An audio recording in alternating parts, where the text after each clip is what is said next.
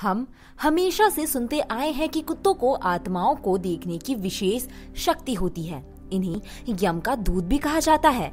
कहा जाता है कि इन्हें भगवान के द्वारा दी गई कोई खास शक्ति मिली हुई है। इसे लेकर महाभारत काल में युधिष्ठिर से जुड़ी एक कहानी भी मिलती है। माना जाता है कि जब अपने पांडु भाई और द्रौपदी के साथ सारा राजपाट त्याग कर परीक्षित का राज्याभिषेक करके सशरीर युधिष्ठिर स्वर्ग जा रहे थे, तभी एक कुत्ता भी उनके साथ चल दिया। लेकिन स्वर्ग के रास्ते तक चलते चलते सब एक के बाद एक गिर पड़े, सिवाय युधिष्ठिर और कुत्ते के। तभी इंद्र प्रकट होकर युधिष्ठिर से भी स्वर्ग चलने की प्रार्थना करते हैं।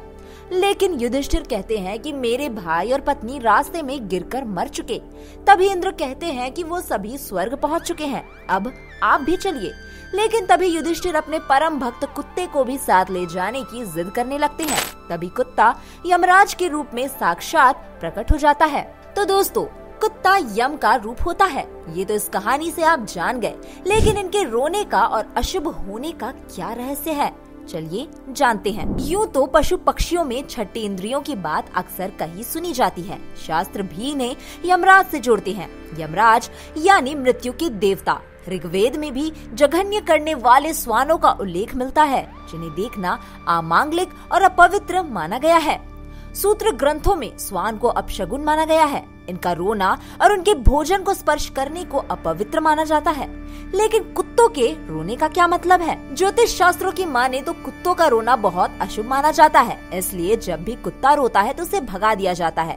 कई लोग इसे आत्माओं का देखना भी कहते हैं, तो कई ये मानते हैं कि किसी की मृत्यु निकट है। आपको बता दे कि कुत्तों को आत्मा दिखाई देती है या नहीं, इस बारे में किसी धर्म ग्रंथ में कोई वर्णन नहीं मिलता। लेकिन इन्हें ग्रह दोष दूर करने के लिए अहम माना जाता है।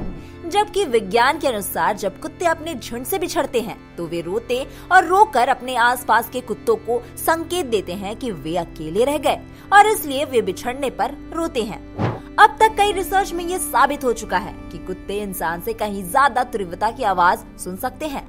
जहां इंसान 20 किलोहर्ट्ज तक की आवाज सुन सकता है, वहीं कुत्ते 44 किलोहर्ट्ज तक की आवाज आसानी से सुन सकते हैं। तो शायद संभव हो कि जिन आवाजों को इंसान नहीं सुन पाता, उन्हें कुत्ते महसूस कर सकते हैं। तो संभव है कि कुत्तों को कुछ तो आभास हो ही जाता होगा। लेकिन धर्म में आज भी कुत्तों को शनि और केतु ग्रह से जोड़ा जाता है।